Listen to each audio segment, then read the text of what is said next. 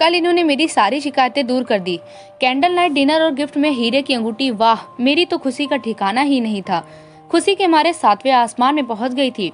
लेकिन तभी मेरे अंदर की गृहिणी ने सर उठाया। इतना महंगा गिफ्ट लाने की क्या जरूरत थी? एक गुलाब ले आते, फिर भी मैं खुश हो जाती। ये भी कम नहीं थे। बोले, ऐसी बात है तो लाओ, मैं अंगूठी वापस कर देता हूँ और तुम्हारे लिए एक गुलाब ले आता हूँ। अरे अरे, आप भी ना इतने प्यार से लाए हैं, वापस थोड़े ना करेंगे। अंगूठी की चमक तो मेरी आंखों में दिख ही रही थी, लेकिन अब कश्मकश ये थी कि कॉलोनी की सब सहेलियों को ये अंगूठी कैसे दिखाई जाए। खुद से बताऊंगी तो सब सोचेंगे कितना दिखावा करती है।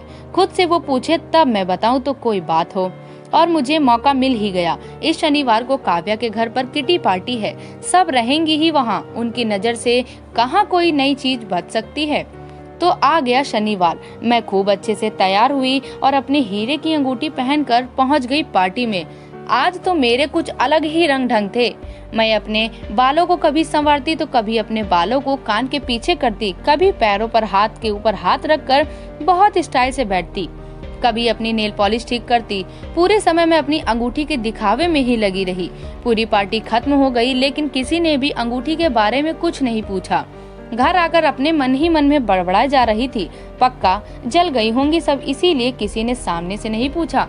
मुझे भी क्या करना है, मैं तो बहुत खुश हूँ, जलने दो उन सबको। कुछ दिनों बाद मुझे एक और मौका मिला सबको अंगूठी दिखाने का। हमें एक शादी में जो जाना था। वैसे आजकल समय तो ऐसा है नहीं कि असली जेवर पहनकर शादी में जाया जाए, तो मैंने अपनी सब आर्टिफिशियल जेवर ही पहने। लेकिन मेरे हीरे की अंगूठी के मोह से मैं बच ना पाई और पहुंच गए हम लोग एक शादी के पूरे फंक्शन में। मैंने दिखावे का कोई मौका नहीं छोड़ा। फंक्शन खत्म हुआ और रात में ही हम बाइक से घर वापस आने लगे।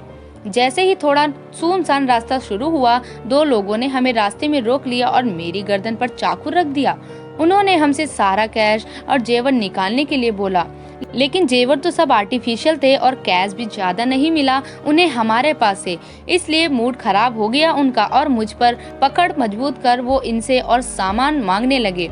ये भी डर के तुरंत ही बोल पड़े, ये लीजिए आप लोग, हीरे की अंगूठी है, इसके सिवाय हम लोगों के पास और कुछ भी नहीं है और प्लीज हमें जाने दे।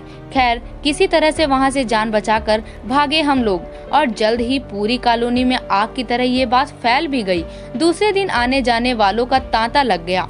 सब हमसे पूछने लगे, क्या हुआ, कैसे हुआ, कौन लोग थे, क्या क्या गया आपका। और मैं सबको रो रो कर बताती, मेरी हीरे की अंगूठी ले गए मुँह चोर। और मन में सोचती रही, बताओ अंगूठी दिखाने के लिए क्या क्या नहीं किया और अब सबको इस तरह से खबर देनी पड़ रही है। उसके जाने के बाद लेकिन इस घटना का मुझ पर जोरदार असर हुआ था। दिन भर अपनी खाली उंगली को निहारती और अफसोस करती।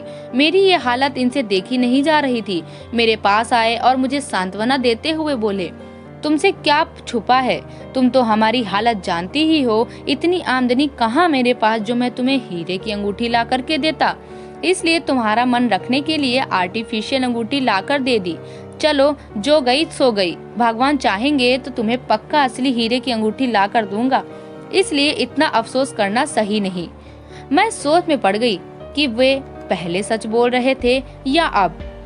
दोस्तों आपको क्या लगता है, कमेंट बॉक्स में बताइए और मेरे वीडियो को लाइक और चैनल को सब्सक्राइब जरूर करिएगा। धन्यवाद।